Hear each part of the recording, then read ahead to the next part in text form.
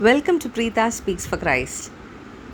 எசேக்கியேல் 36 அதிகாரம் 26 உங்களுக்கு நவமான இருதயத்தை கொடுத்து உங்கள் உள்ளத்திலே புதிதான ஆவியை கட்டளையிட்டு கல்லான இருதயத்தை உங்கள் மாம்சத்திலிருந்து எடுத்து போட்டு சதையான இருதயத்தை உங்களுக்கு கொடுப்பேன் என்று கூறுகிறார்.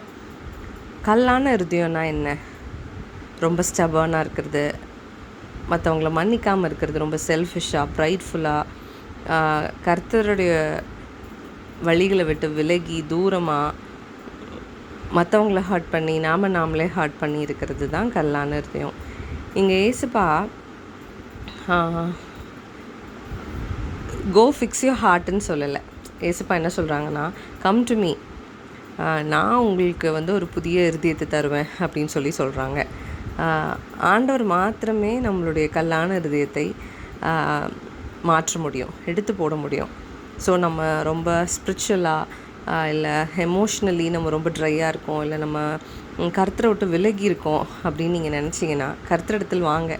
கர்த்தர் கண்டிப்பாக உங்களை ட்ரான்ஸ்ஃபார்ம் பண்ணுவாங்க. உங்களையும் என்னையும் அவர் ட்ரான்ஸ்ஃபார்ம் பண்ணக்கூடிய தேவனாக இருக்கிறார்.